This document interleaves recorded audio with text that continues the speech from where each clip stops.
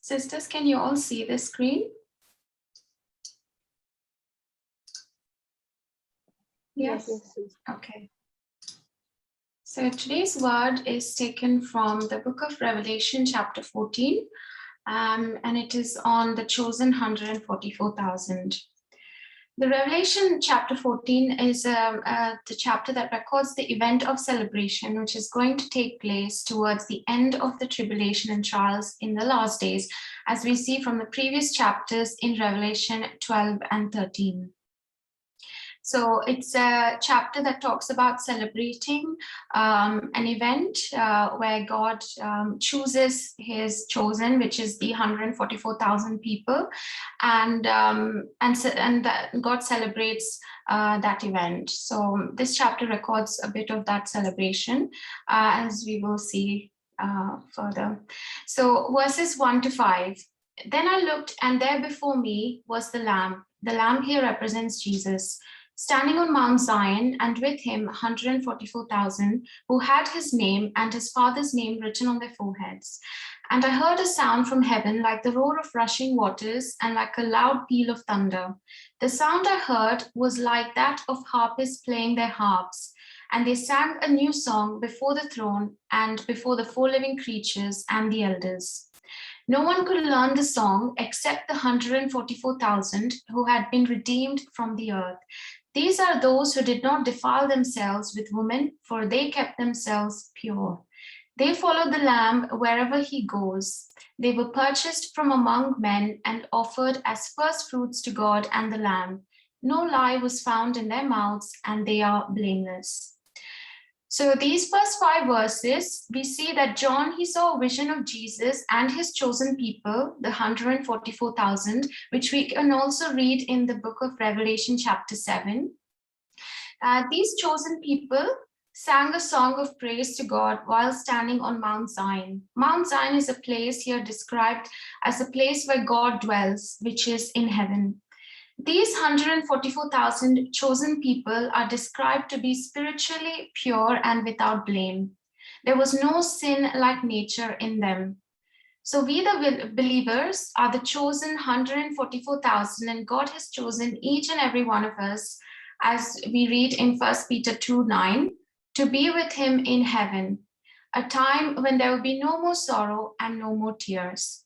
So these first few verses, the first 5 verses, is talking about God's chosen people. They celebrate, and it's an event where God is really happy and pleased with them, and they celebrate with singing and praises.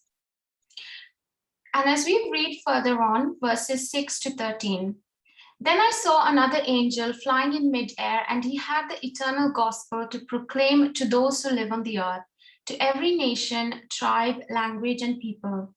He said in a loud voice, "Fear God and give him glory, because the hour of his judgment has come. Worship him who made the heavens, the earth, the sea, and the springs of water." A second angel followed and said, "Fallen, fallen is Babylon the Great, which made all the nations drink the maddening wine of her adulteries." A third angel followed them and said in a loud voice, "If anyone worships the beast and his image and receives his mark on the forehead or on the hand, he too will drink of the wine of God's anger, which has been poured full strength into the cup of his wrath. And he will be tormented with burning sulfur in the presence of the holy angels and of the Lamb.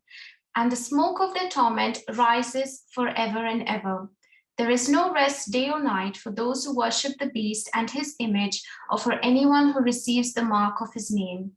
This calls for patient endurance on the part of the saints who obey God's commands and remain faithful to Jesus. Then I heard a voice from heaven say, "Right, blessed are the dead who die in the Lord from now on. Yes, says the Spirit, they will rest from their labor, for their deeds will follow them." These 8 verses, John sees 3 angels that deliver the message of warning and prophecy, telling people from every nation, tribe, and language to follow, obey, and worship Christ. And those who do not obey, worship, and follow Christ will face judgment, and God's anger will be on them. These messages are sent by the 3 angels, And these three angels predict God's judgment on sin and evil. God tells us through these verses that we as believers need to be obedient and follow Christ, worshiping Him, to also be patient and endure every trial and hardship we face in our daily lives, and to remain faithful to Jesus. And those who do this will be blessed. It also means that we as believers that face persecution because of our faith will be blessed.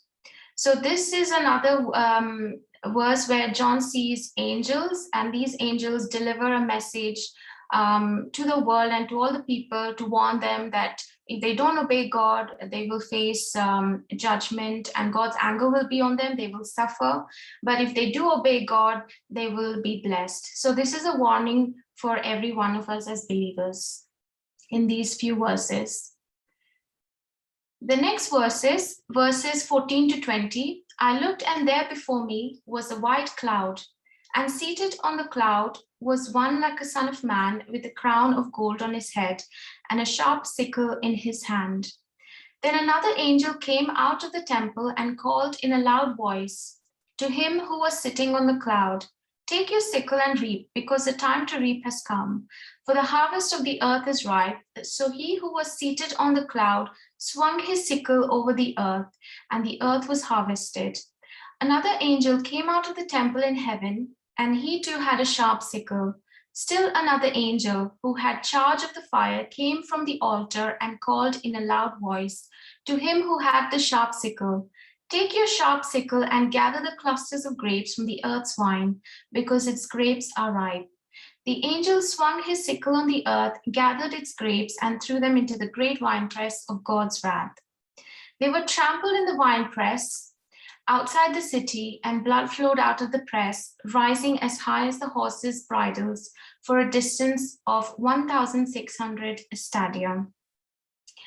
So these 7 verses, John sees Jesus holding a sickle, and a sickle is a short-handled farming tool used to cut plants during harvest time. It shows the return of Jesus coming to harvest the wickedness of this world. Just as fully grown mature grapes are fully ripe and ready to be harvested, thrown and crushed into the winepress to make wine, in the same way, when the wickedness of the earth has reached to a fully grown mature state, they will be taken and thrown into the winepress, which is a place like hell and suffering, describing the intensity of the suffering. This shows that God's anger will come to those who are against Christ, which are the unbelievers. So, as we can see in these verses, that in this last vision that John sees, he sees God with a sickle coming to gather all the wicked people, the people who didn't believe, who were against God, and he's gathering them, and so those people are getting the punishment that they deserve. And so in each of these verses, there are different events. So first there was a celebration event, and then next there was like angels warning the people to telling them to obey God, and telling them that if they don't obey God, this is what's going to happen. So each of these verses has different events. First, it starts off with a celebration. God is pleased with those chosen 144,000. And then we see an event where God sends 3 angels to the earth and tells the angels to deliver a message to warn the people of the world. So it's a bit like now these days, God is using us, using all the preachers on TV and also on social media everywhere to warn us and to tell us about worshiping Him, to obey Him. And I think it's really important for us, because God is using this time to warn us, to teach us, and to tell us that if you don't obey Him, that we are going to face the consequences. Because as you can see, there was like a sequence of all these events. So one event happened after the other, and it was exactly the way God planned. And in the same way in our lives as well, as we go through this COVID pandemic and all that, God is using this time to to renew us, to help us, and is also teaching us to be obedient, to follow him, because there will be a time will come, like we read here in verses 14 to 20, where God gathers all the people that were not obedient to him, and gives them the punishment that they deserve. So we as believers, we all have a duty, we all have a responsibility, because God is also warning us, like just like he is telling here in this chapter, he's warning everyone to be obedient, to worship him, so that we will not be a part of that few people who are gathered and thrown into the winepress when Jesus comes back. So this is a good a chapter which obviously it explains the different events, and so I want to conclude by saying that Revelation chapter 14 tells us that we who are the chosen people of God, which is we are part of the 144,000. So as it was mentioned in Revelation 7, these 144,000 people are names. We are also part of these people, and we are the ones that will be redeemed to be with Jesus with no more sorrow and tears. So God is telling us about the future in this book, and he's warning us, and he's telling us all the different events that are going to take place, so we can know this and really pray that God will help us be more obedient and worship him, so that when he comes back, we will all rejoice with him and share in his glory and be part of the 144,000 that were chosen.